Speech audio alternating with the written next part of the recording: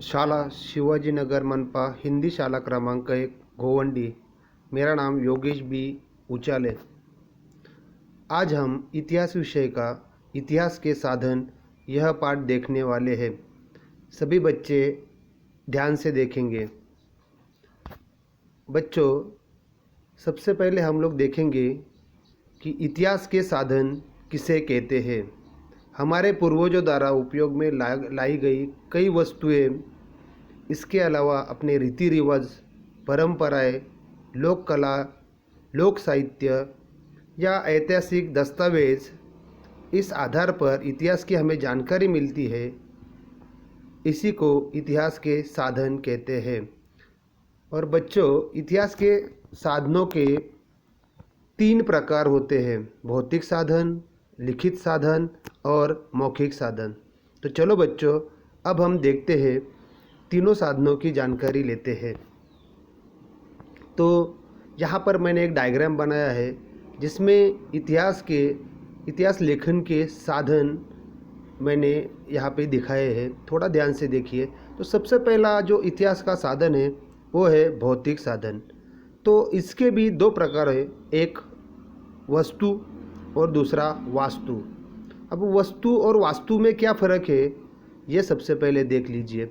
वस्तु में दिखाया है गुफा चित्र, मिट्टी के बर्तन, मिट्टी के शिल्प, मनके, रत्न, आभूषण, पत्थर के शिल्प, धातु की वस्तुएं, सिक्के और शस्त्र, यानी कि मनुष्य जिसका प्राचीन काल में उपयोग करते हैं वो सब वस्तुएं इसमें आती है।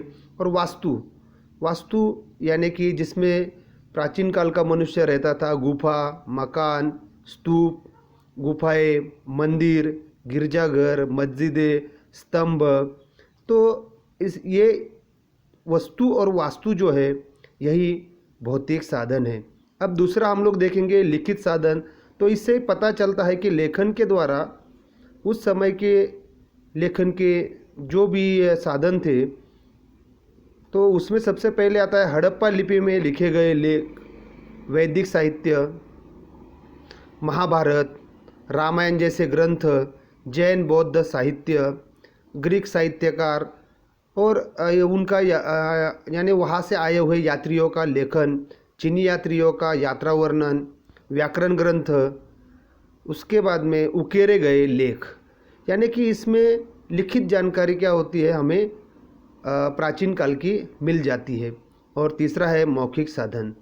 तो मौखिक साधन में क्या आता है, प्राचीन भारत की मौखिक परंपरा द्वारा संरक्षित वैदिक, बौद्ध और जैन साहित्य अब लिखित स्वरूप में उपलब्ध है। इसके अलावा क्या क्या है इसमें कि पुराने काल में ओविया, वेद, ये इसकी जानकारी हम लोगों को मौखिक साधन में मिल जाती है। तो बच्चों, आप सभी ने आज इतिहास के साधन के बारे में जानकारी प्राप्त की है। धन्यवाद।